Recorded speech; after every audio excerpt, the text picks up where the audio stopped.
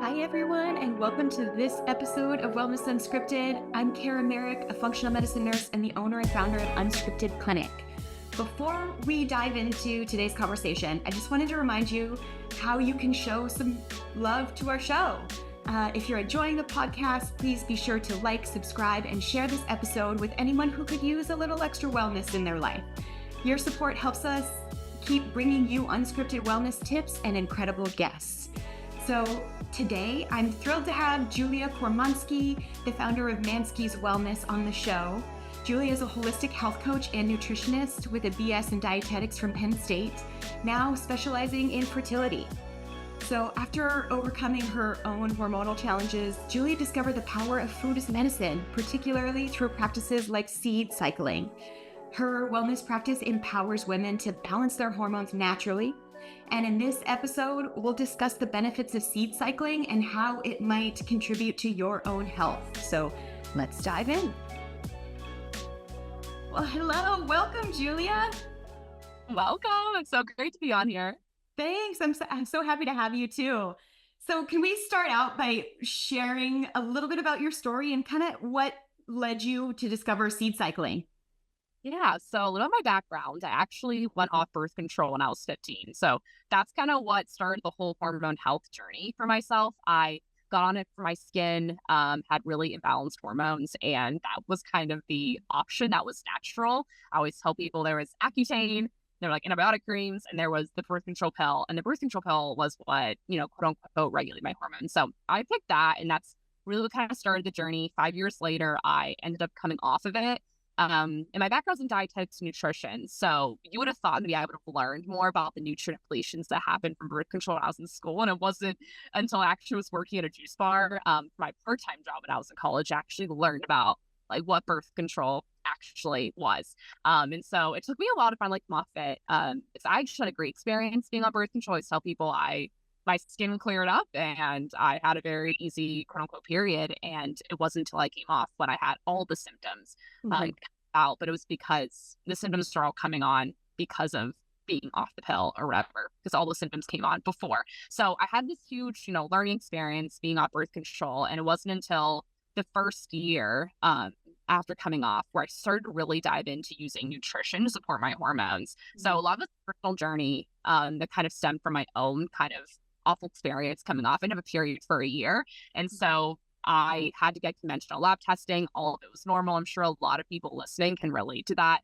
Just the frustration that happens when you invest in like taking care of your body and you being able to, get testing done from your primary care provider and everything's normal. And the only option they gave me was to get on birth control. And so I was like, heck no, that's not going to happen. So Yeah. really started to use my background nutrition and I started getting more education like hormone health, read all the books, and just that's when I started to really go my own healing journey. And since that time, I did a lot with nutrition coaching, helping people one-on-one, and also being able to create a product that was supporting hormones naturally, because a lot of my personal journey was cycle syncing and implementing seed cycling, really prioritizing food as medicine. And so incorporating that with clients and also, being able to mix it with seed cycling protocol with clients as well. I was like, this needs to be something that more women need to learn about, and more women need to have access to and have these resources, because so much nutrition has to do with balancing hormones. And our cycle isn't just our period. There's so much to learn. So all of that just really wanted me to create a food-based company surrounding hormone health and be able to educate women on how to support their bodies naturally with food. Yeah. It's such a common story for women to be going on birth control earlier and earlier now. I mean, if you said you went on birth control at 15 for your skin, Yes. that means what? Your body was menstruating for like 2 or 3 years? Like it's not even ironed out the kinks yet in that cycle before you start intervening with it. And then people tend to be on it for a decade or more, which can really, it's kind of like having to relearn. Your hormones have to go through puberty again, kind of, but at a time where your body's not prepared for that. So there's a lot of fighting biology there. And I love that the real risks and benefits of contraception like hormone-based contraception are getting their moment right now, as well as seed cycling, because it's something that wasn't talked about. I mean, there wasn't as much research into it previously, wasn't talked about. It was kind of taboo almost. Yeah. Yeah. So I love that this is getting its moment right now. Is there, so kind of, well, let me back up here. So tell us what seed cycling is and how does it support your hormones? Yeah. So seed cycling is basically just a food-based remedy where you're rotating different seeds in specific days of your cycle. So I can back up a little bit on that because maybe not everyone knows about their menstrual cycle, but basically it's 4 different phases. Menstruation, which is when your hormones drop, and that triggers the endometrial lining to be shed. And then after that, you have your follicular phase. And so estrogen is starting to rise, help thicken your uterine lining. You go for ovulations. That's when egg is released from your ovary. And then after ovulation, your luteal phase. That's when progesterone is actually your main hormone. It's a really important hormone for fertility, really important hormone for helping you sleep better and have less mood swings. So really important for PMS. And then basically the whole cycle starts again. So that was just a very fast version of what the menstrual cycle is, but it's really helpful when you think about seed cycling because we just talked about there's so many different events, so many different hormonal fluctuations happening. And so we also are going to have different nutrient needs because nutrients help support hormones and also help with excreting excess hormones and producing them. So we have that balance. So that's the basis of seed cycling. And we basically have 2 different blends. So you're going to take 4 different seeds, 2 different seeds in 2 specific times of your menstrual cycle. Is that important? So I know that a lot of products are ground seeds. Is that important?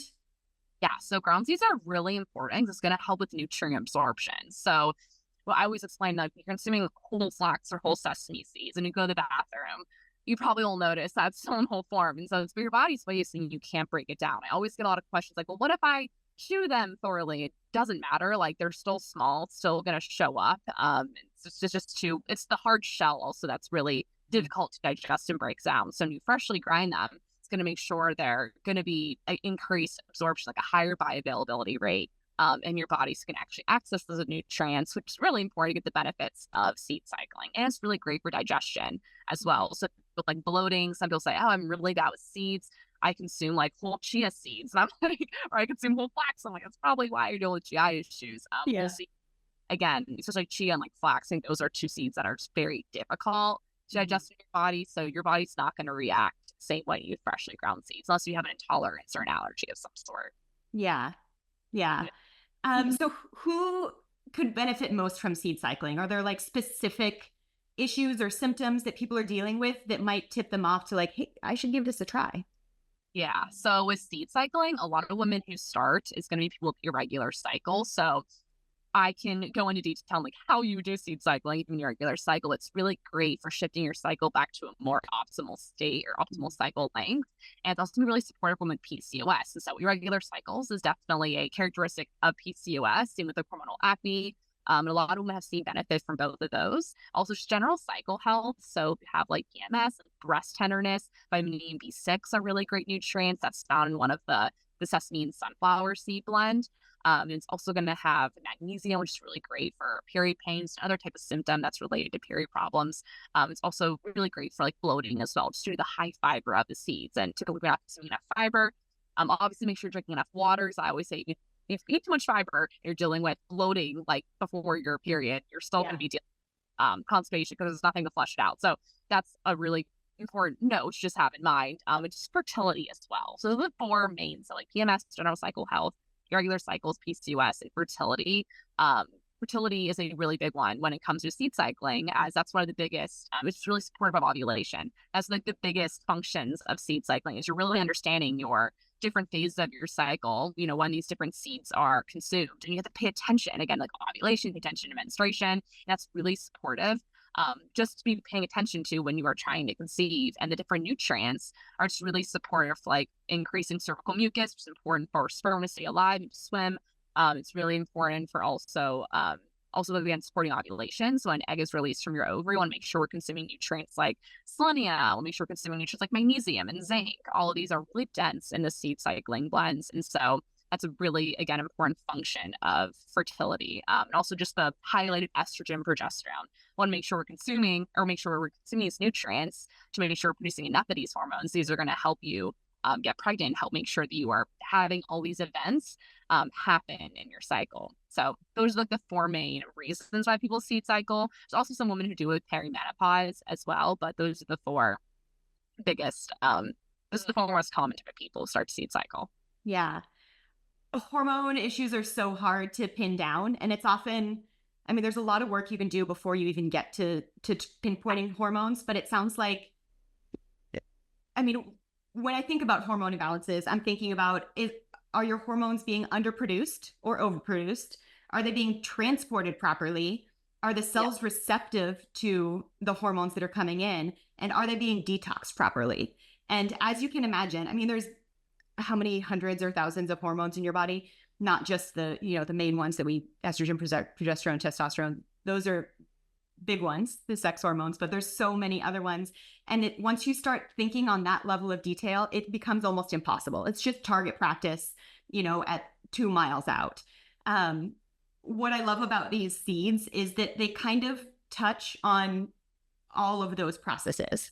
So they're helping production by giving the nutrients that it needs to create them. It's helping sensitivity to the hormones. It's helping to detox the hormones. So no matter what is going on in the background with the hormone imbalances, seed cycling is likely to be able to bring up the floor on whatever issue is really causing the biggest problem.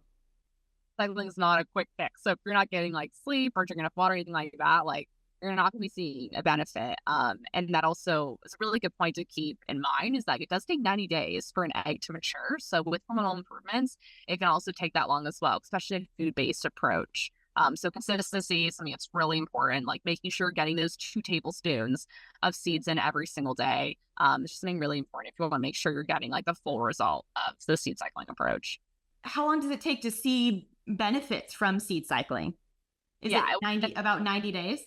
So it can be obviously in the first month, but again, it takes 90 days for an egg to mature. So what that means when it comes to hormonal improvements, sometimes it can take 3 cycles to really see like the improvement of period pain, or see the improvement like breast tenderness, the improvement in mood swings, or supporting ovulation.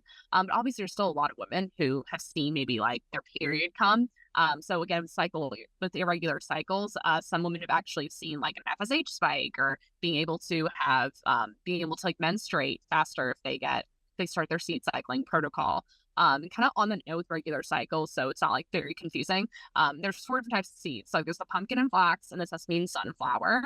And so typically the pumpkin and flax is taken from period ovulation, and sesame and sunflower is taken from ovulation to your next period. So basically, first 14 days, pumpkin and flax, sesame and sunflower, the second half. And again, these are being switched on period and ovulation. And when you have an irregular cycle, the moon cycle is also 28 days. So you can consume the pumpkin and flax on the new moon, the sesame and sunflower seeds on the full moon. That's a very easy way. I always like Moon Phase, a free app you can use. So if you want to do like seed cycling, you can go by that. That's something that's really supportive to do, and many women have done that. But yeah, with the like improvements of seed cycling, everyone's so different. It really just depends. But I think the whole like bloating and hormonal acne and period pain, I would say probably take the longest. So women who do it for that can be like 2 or 3 months, and something like bloating maybe, or something more minimal. I shouldn't say ovulation is minimal, but I feel like ovulation is something a lot of women have noticed within the first month, which is something really great and really powerful with seed cycling. I think it's just due to like the high nutrients that are found in each seed, and also just the benefit that it has on like the hormones, which is really important, again, to make sure you're ovulating. But other symptoms can also be from other things as well, which I think is something really important. Like acne, it's very multifaceted. Yeah. So unless you like hormonal breakouts, like specifically, there's going to be so many other factors. And so you can't say like, seed cycling didn't work when like you have to be doing so many other things to really be, just no one supplement is really going to be like perfect when it comes to dealing with something like acne. I'm big on the acne talk because that was kind of my story. My acne is so complex, like multifaceted, and it's just really important to make sure you're hitting it from all different avenues, like blood sugar, and also nutrient deficiencies, oxidative stress, and all of that too. Yeah, absolutely. This is not, like you said, it's not a quick fix. This is not the thing that's going to fix it. It's got to be holistic. Because if Yes. you can seed cycle perfectly, but if you're sleeping 5 hours a night, you're probably not going to experience the improvements that you're looking for. So I think you mentioned this a moment ago. So for those women who don't have regular cycles, like they don't have a 28-day cycle, whether it's because of, PCOS underlying or other unknown menstrual irregularities, would you recommend anchoring on the moon phases as a guide for the seed cycling? Yeah, for sure. That's a really... Okay. Is there anyone who should not be trying seed cycling? So I always say anyone who has like an allergy or an intolerance. I mean, those are like the biggest people. Obviously, there's also other things. Maybe if you're really sensitive, I think some people don't really consume a lot of fiber. I think I have one person that's like, wow, like I'm actually going to the bathroom. So like if you're sensitive to fiber, maybe just take into consideration that like seed cycling, you may notice, don't be afraid if like you would increase in bowel movements. I feel like I have had some people who have noticed that. But honestly, with seed cycling, it's not like a supplement that's going to have all these weird herbs, like Vitex and things like that. That's something I'd be like, do not take it if blank, blank, blank. Mm-hmm. A lot of times people dive into supplements and, they don't get their hormones or like labs checked. And some people say like, oh, I can't do seed cycling until I get checked. But it's like, it's just food. It's not going to like hurt your hormones in any way, not for taking a certain herb. So certain, not like ginger, turmeric, and cinnamon are always the ones I'm like, take as much of that, you know what I mean? Or that's not going to be like harmful in hormones. Something like dim, or like chasteberry, Vitex types of herbs and actually cause more hormonal imbalances if you don't get your hormones checked. But seed cycling in itself isn't going to be something that, unless you're like allergic or intolerant to you have an intolerance to one of the seeds, then definitely steer clear of it. But other than that, it's a very gentle and food-based approach. Yeah. Okay. Got it. So how about advice for women who are transitioning off of hormonal birth control? What advice do you have for them? Yeah, so for when you're transitioning off of birth control, you're going to do it the same way. So like the moon cycle, or you can, it depends if you got a period. So if you have a period, you can go with the moon cycle, or if you don't have a period, obviously go with the moon cycle. And if you do, you're just consuming the pumpkin and flax and sesame and sunflower. So I'll go into detail on each seed blend. I don't think we actually talked even about the powerful nutrients, like the reason why for each nutrient blend. So the pumpkin flax is going to be high in like magnesium and zinc and omega-3s. So this is really important supporting estrogen levels. So again, you're taking this on your period, and it's going to have iron to help replenish your blood cells. Just keep note that like vitamin C is really important here to make sure you're pairing that with like a plant-based iron, make sure you're increasing absorption. And also this could be like on a salad, for example, like red peppers and spinach, or like on a yogurt with like some fruit on top of a smoothie, anything like that. And also when your period starts to end, that's when you got to make sure you're consuming nutrients to support estrogens. Like I said, specifically magnesium and zinc are really great for helping support ovulation, just the overall hormone balance of that phase. Also, lignans are compounds that really help supporting estrogen metabolism. So flax particularly has that nutrient. It's really important for that. Zinc also is helpful for producing FSH, which is the follicle stimulating hormone. So it's really important for stimulating the follicles in the ovary to obviously produce estrogen, and that's going to help thicken your line you prepare for ovulation. And then ovulation to your next period, you're taking the sesame and sunflower seeds, and that's going to be high in like vitamin E and B6. Those are really supportive for progesterone production. And also it's going to have selenium as well, which is really important for your liver, which is important for detoxing any excess hormones or waste or toxins. And a lot of these nutrients are really supportive, particularly for PMS as well. So really great for like mood swings, as not only are B vitamins great for progesterone production, which is important for mood, but they're also really important for producing like happy neurotransmitters like dopamine and serotonin. So really important to know just how important these nutrients are. And even calcium is one of those nutrients that are found in sesame seeds that can be really supportive for even like bloating or fatigue, also in this half of your cycle. Yeah. You mentioned PMS, and I just wanted to mention too that up to 90% of women experience PMS, which makes us think that because it's so common, it's normal and it's something that just everyone deals with, but it's not. This is a sign of an underlying imbalance that's going on below the level. And just because everyone's experiencing it doesn't mean that it has to be that way. So this is one of the ways that you can help take control of your PMS symptoms, however they manifest. Exactly. Good point. Yeah. For me, I got hormonal headaches. So about a week before my period, I would get headaches for like 4 straight days, um, which was, very, very clear. And I just started seed cycling this month, and so far so good. Yeah. I've got them pretty well under control with other factors too. Hydration was a big one for that too. But last month they did come up again, and so it's like, okay, I'm doing it. I'm going to seed cycle and see if this makes a difference.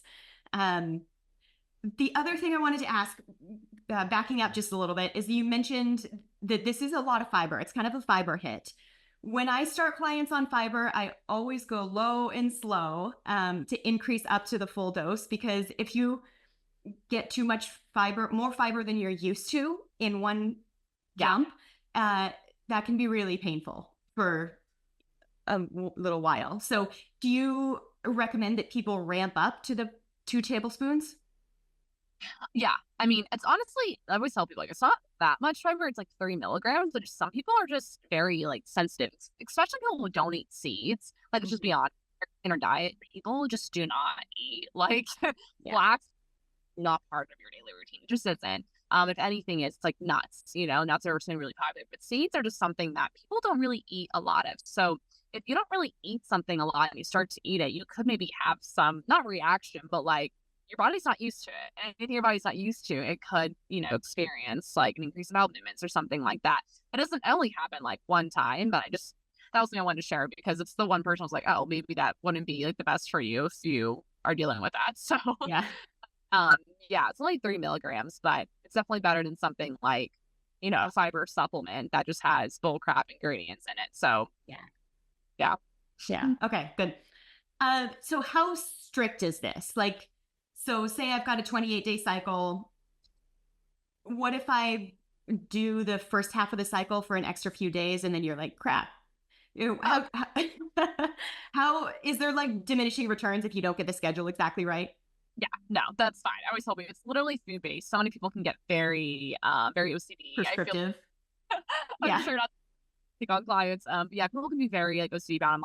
I'm probably the most chill with this kind of stuff. So like, it's just food. It's not like you're taking like something crazy in your body. Like, it's just food. Your body will adjust. Like, it's not that big of a deal. Really, with seed cycling, just cycle cycling in general, it's just giving your body the targeted support. And so nothing's like going to be wrong or bad, like a certain phase of your cycle. I think that's something really important to make sure people will remember, because it's just extra targeted support. So no, if you skip a day, for example, or skip a couple days, I do say like maybe add like double the dose the next day, Okay. or double the dose the next day, and then do it for the next day. So it's like 4 tablespoons instead of 2, and instead of maybe just doing it all at once, you can maybe separate it, the rest of the day. So like a ton of seeds on your snack or whatever. That can make it simple to do, to make sure you're getting enough of those seeds. Yeah. So what advice would you have for people who are trying to implement this in the perimenopause or menopause period of their lives? Because that is another time where hormones are readjusting. It's basically, puberty in reverse. It's harder to track when you do have a period, when you don't, all of these types of things. What advice do you have for those applications? Yeah, so hormones are dropping. So obviously, as you approach menopause, and so it's really important that we are consuming, particularly flax. I think everyone knows that. Not everyone knows that, but most people know that flax is really great for menopause with hot flashes. A lot of research showing that it can help with hot flashes, and even help with like night sweats, those types of symptoms. And the other types of seeds are really supportive too, because you're getting in the sesame seeds. They're going to have like calcium, so bone health. I forget the statistic. I wish I would knew it right on top of my head, but the statistic of like how high up your increased risk of developing osteoporosis and like bone fractures, all that is so much higher, because estrogen is a main hormone, obviously, of your menstrual cycle, and that's declining when you hit like perimenopause, menopause itself. And so when that's declining, that's a really important hormone you're producing to help protect your bones. That's something not talked about a lot. So it's really important getting that calcium, and sesame seeds are a really great seed to getting calcium. And sunflower also some nutrients like vitamin E, which is going to help with combating free radicals. So the more free radicals you have, the more oxidative stress, and that can damage cells. So something really important as well is you're kind of approaching, the ages over 50, and you're kind of having an increased risk of like other chronic diseases as well. So the other nutrients are just really supportive for overall health. And even pumpkin seeds are going to be like really high in zinc too, which is a really supportive nutrient. But yeah, with perimenopause, how you're doing seed cycling is like just take a tablespoon of each blend to get the variety of benefits, just Hmm. consuming like a spoon of each. And some people do go with the moon cycle too. We already talked about that, so they can take the one blend on the new moon, the other blend on the full moon. But I honestly seen people do both ways. I think I see more people do it with the moon cycle, but I always say like you don't have to. It's more just the variety of the nutrients, especially after you don't have a cycle anymore. Like just get the tablespoon of each blend after you're in perimenopause and you still have your cycle. Again, I would go by just your own cycle, or if it's irregular, which is very common, to go by the moon cycle because you still have your menstrual cycle. It's just starting to stop. Yeah, starting to stop. So Yeah. you could, I could, be supportive to do it that way. Yeah. What about women who are looking to get pregnant or pregnant? Is there an advice for them? Yeah, so I think we talked about seed cycling for fertility. Yeah. So for that, I think we were talking about that. So I'll just go into if you do get pregnant and you seed cycle. So I get that question all along. So a lot of my clients do seed cycle when they're trying to get pregnant. Obviously some people stop, and that's totally fine to do that because you don't have a cycle anymore. So, and that's the main function, probably why you did it, was for your hormones. But the seeds found the nutrients as well are really great for baby's development as well. So obviously you just take a tablespoon each blend. And if you want, I would say talk to your doctor about it, because obviously with pregnancy it's something completely different. But again, they're just freshly ground seeds. So if you want to add in some extra targeted nutrition support like calcium, vitamin E, selenium, zinc, and all these nutrients, they have definitely more benefits than just for balancing hormones. So they're going to help with baby's development, like baby's brain development. Really great also for you, as it's going to be increased nutrient needs when you are pregnant. So that's going to be supportive as well for helping your pregnancy. And you can just take like a tablespoon again of each blend. I have had some people do the sesame and sunflower seeds and just that one, like not the flax and the pumpkin. And I think they're doing it more because that's the progesterone supported blend. And so you have to make sure you're having that progesterone being produced like when you are pregnant. As if you don't, like a miscarriage, could also happen too. And so a lot of people sometimes just consume that blend every single day. I have had a couple people do that. So that's Yeah. something. It's totally up to you, kind of how you want to go about that. But you definitely can still add them into your diet. It's just food. Yeah, that's good to know. As you and I know, but others might not. Progesterone is the hormone that skyrockets once you get pregnant, and has to stay really high for a long time. So it's really great to get those supported, those levels supported. But flax is really integral too. It's got those omegas that need, like you said, help with brain development. It's got those micronutrients and it is hard to get all of the nutrients in one day, especially if you're feeling any sort of morning sickness or decreased appetite in the early days. This can be a really great way to get a little boost of extra nutrition too. But it's good to know that you can blend them all together. That's a good tip. Exactly. Yeah. How about for men? Is there any application for men to do this, or is it not really that necessary? Or tell me about that. So, I mean, yeah, I get that question. Like, well, it's kind of why I created my separate product, my like happy hormone bars. It's called M Body Bar. That's the main reason why is I did have people ask about men's seed cycling. I'm like, that makes no sense because they don't have a cycle. So I was like, it's something people ask enough about, and male infertility is a huge factor when it comes to fertility cases, 50%. So I was like, what can we do implementing seeds into a bar and kind of adding more superfoods and spice that are supported for both like men and women's hormones. And so I basically took every seed. So again, all the seeds and seeds that are actually very supportive for men's health in general, but also really important for men's fertility, just the same as women. So zinc, a really important mineral that's really important for increasing like sperm production, really important for increasing testosterone. So with zinc, it's increasing obviously testosterone production, but testosterone is needed to produce sperm, which is really important to help conceive. If you are on that type of journey listening to this, but really important. I think everyone knows zinc is great for testosterone, but pumpkin seeds were the highest food source of zinc, next to oysters. So supportive seed to get in. That's a main seed that we have in the bars. And also sesame seeds are really great too. Those have some zinc too.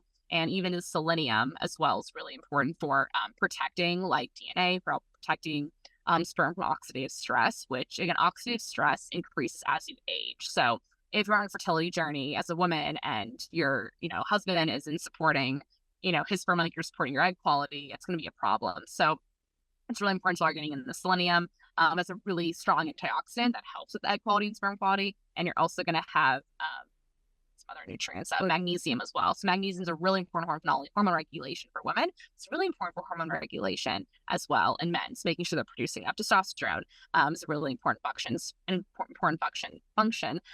So yeah, that's the main like gist of like, I definitely focused a lot more on like fertility health in men. Obviously they're great for like overall health as well, but they're really great for men's fertility. So really definitely recommend those seeds. So yeah, I wouldn't recommend flax. I think that was what I'm trying to get to is I wouldn't recommend flax. There is some studies show like it can increase testosterone. So I'm like, I don't really know about like the flax. Why flax is definitely more popular for like women's health, obviously. It's great for perimenopause.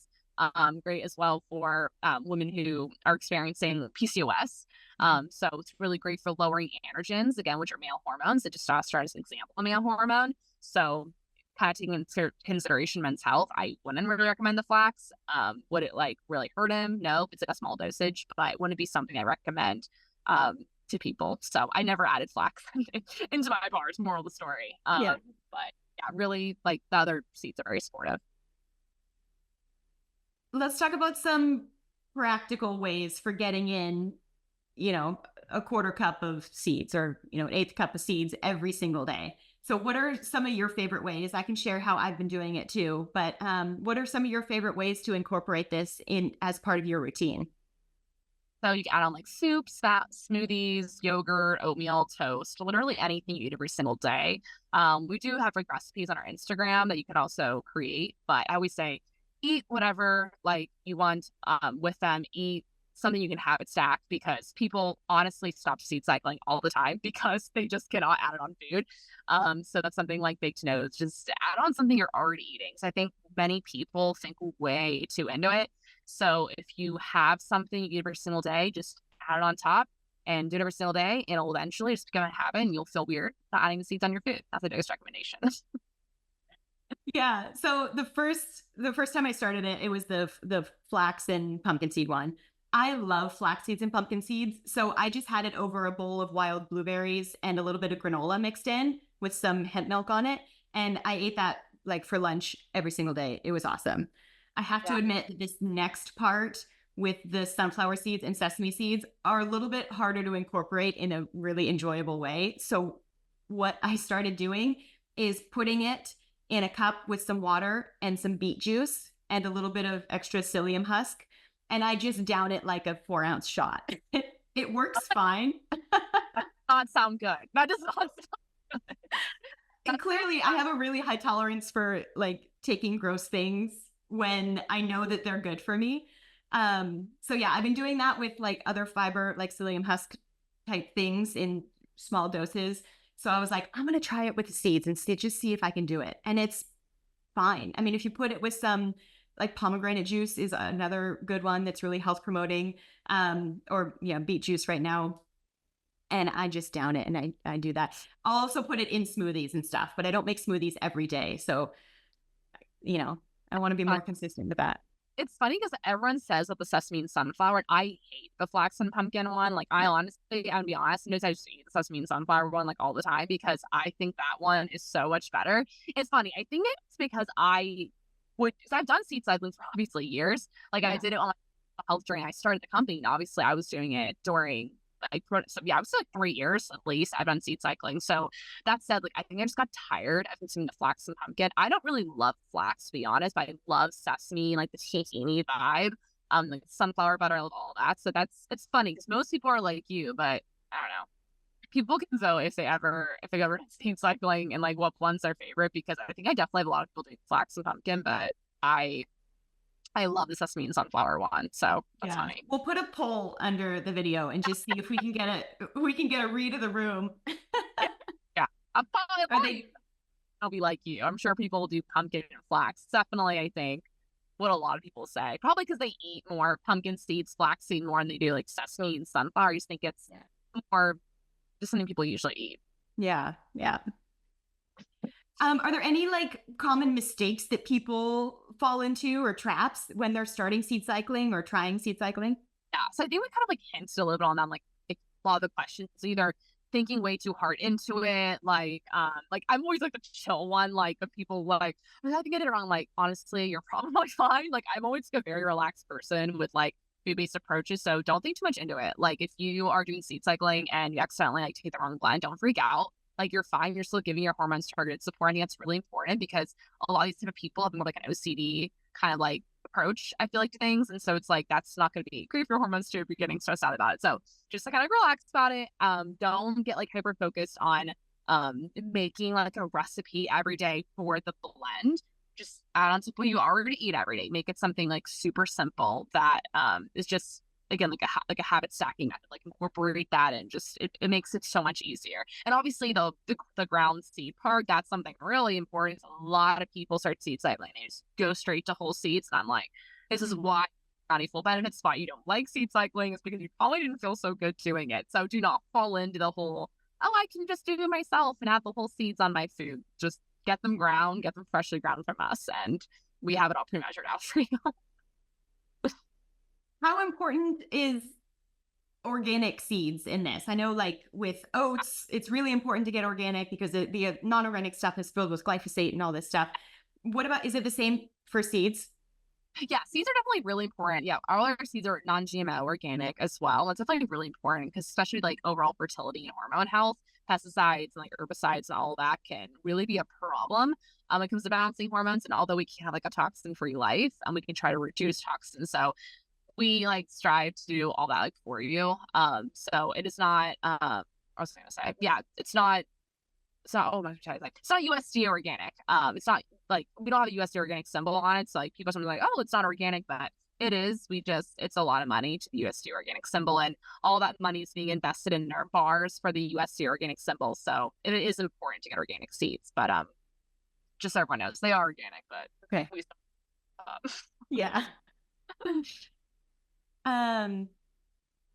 You alluded to this a little bit, being stress is another huge factor in that you need to address when you're navigating hormone issues. Are there other ways that we can support hormonal health other than seed cycling and stress management? So everything, but my mind's always so focused on nutrition. So I'm trying to think about, sleep, obviously. Sleep. Yeah, that's the one I was gonna say. Yeah, I was gonna say it's the most obvious, probably. Yeah. One. Obviously, got stress management. I think everyone knows that, so they keep talking about that. Toxins, like, a lot of people know that as well. There's more information you get on that, but yeah, sleep is definitely really important because we're not getting enough sleep. We're not able to like produce like hormones efficiently. We have like more blood sugar issues as well throughout the day. So, something, yeah, definitely really important. I'm trying to think of other ones. I feel like that's even a little common sense, as well for a lot of people. Drinking enough water, probably all the common sense to a lot of probably your viewers. Exercise. Yeah. Oh, yeah. Exercise is a really good one we could talk about because people can also do too much exercise or do the wrong type and really just hormone production, ovulation, just due to like the increase of like cortisol that happens with some workouts like HIIT, like excess cardio. So I'm sure you're the same way. I'm sure like recommending like Pilates, like Liguri is great, like yoga, weightlifting, like walking, all that can be really supportive for hormone balance. But yeah, exercise is really important, like stress reduction, and obviously sleep. It's funny, everything is like a cycle. Yeah. Again, it helps with stress. Again, if exercise helps with your sleep, like everything goes together. Eating well, like all that kind of stuff. But those are just all the foundations. I usually recommend to my clients who are menstruating to save their harder workouts, their HIIT types, their endurance things for the first half of the cycle. Yeah. And the second half of the cycle, when your progesterone's higher, that's when you focus more on doing your flexibility, doing your yoga, Pilates, that type of stuff. So even integrating a cyclical mentality for your exercise is going to be most supportive to your body, and to the longevity of your joints and your adrenals and everything else that comes from that. Yeah, that's something really, really important. Last but not least, can you share with us some of your favorite personal daily habits that help support your hormonal health? So I'm a big Liguri girl. So I used to be someone who kind of not grew up, but when I was like 17, 18, I had an eating disorder and I did a lot of like HIIT workouts every single day. I worked out, excess cardio, at least like an hour. That just completely disrupted my hormones. When I came off birth control, I know all those symptoms, and I know it had to do a lot with how I ate, how I treated my body, how I worked out. And so a big thing that I do every single day that I started, I think, last January, so not this year, but last year, like 2023, January timeframe, I started doing Lagree, and it's basically like a Pilates, but it's a little more intense, but it's very low impact. And honestly, it's helped like my cycle. Like it is so regular all the time. And I never even had it off, I think, by like 3 days. And that alone just showed me how much like how you work out can really impact your hormones. It's not even just your diet. So that's something that I do every single day. Obviously, I seed cycle every single day. Or I eat like the bars, do like one over the other that like I do to support my hormones. So I am like more on the go. I used to work from home, but I always like to have something more on hand. So I kind of go a little bit more nowadays. So people who do like busy work days, it can be something that can be like, really supportive in terms of that. And obviously sleep. Sleep is something I don't compromise anymore. I used to compromise on it. And I think we all have phases in our life where we may thrive, or phase of our life, phase of our cycle, or may thrive off like 7 to 8 hours. That's maybe totally fine during that. It's just like good quality sleep, maybe totally fine. But for me, I'm like 8 to 8.5 is like my good spot. And so that's my sweet spot.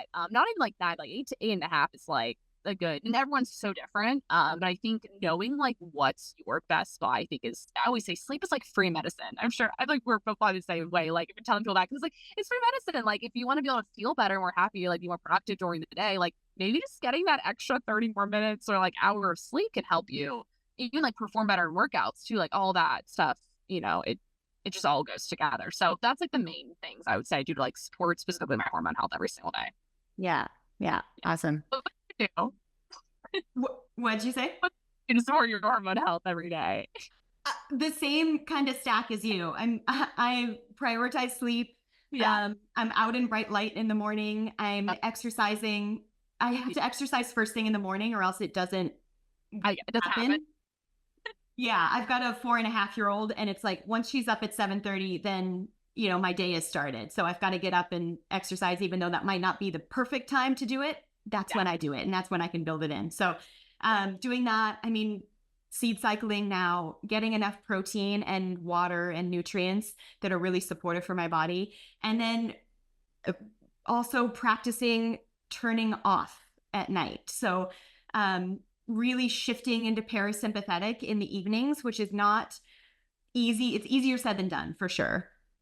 But really using light, using the natural flow of the day. In Seattle, it's easier right now. It's going to get harder in like December when it's dark at 4 o'clock, but going for walks after meals and stuff to help the blood sugar balance, because we know how integral and foundational blood sugar balance is to the rest of your hormones. It's going to insulin is related to cortisol, which is, you get the whole cortisol steal phenomenon, and that's going to disrupt your hormones too. So really focusing on the foundations is what I do in my daily life. Yeah, that's great. Yeah.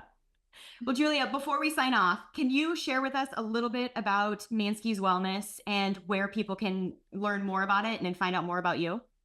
Yeah, so we do a lot of education on our Instagram. So if you're really into like, how can I cycle sync but with ease, or if you want to support your fertility, or if you are just looking to balance your hormones with using real food, everything we post is like using real food. So definitely follow over there. It's Manskis_wellness, so MANSKIS_wellness. And if you're ever interested in like our seed cycling blends or our bars, we have a discount code, Manskis15, MANSKIS15, you can use to try out anything. And we have like a lifetime free shipping that we do as well. It's just like a thank you for you guys. So we cover that for you too. Awesome. Well, I want to give an additional shout out to your Instagram. That's how I found you. And I just love that you have this food first approach and you give the reasons why behind it. It's not just like, eat this. It's like, this is why you should be eating this. And I mean, that obviously caters very well to me. But I just totally appreciate you helping people increase their health literacy, because it's not like you and I were talking about before we hopped on. These are not skills or things that I learned in nursing school. These are not things that you learned in dietetic school. These are things we have to search for. So yeah, giving that education and really explaining the reason why these nutrients are supportive is totally valuable. And I appreciate that. Thank you. That means so much. Well, everyone, thanks for listening. I hope today's conversation with Julia has inspired you to take control of your own health journey. Remember, whether you're looking to rewrite your script or add unscripted chapters to your wellness journey, we're here to guide you. So if this conversation sparked any questions, comments, or suggestions for future episodes, we'd love to hear it. So drop a comment below or find us on social media at wellness.unscripted. You could also visit my practice's website at unscriptedclinic.com or follow us on Instagram or Facebook at Unscripted Clinic. Thanks for listening, everyone. See you next time.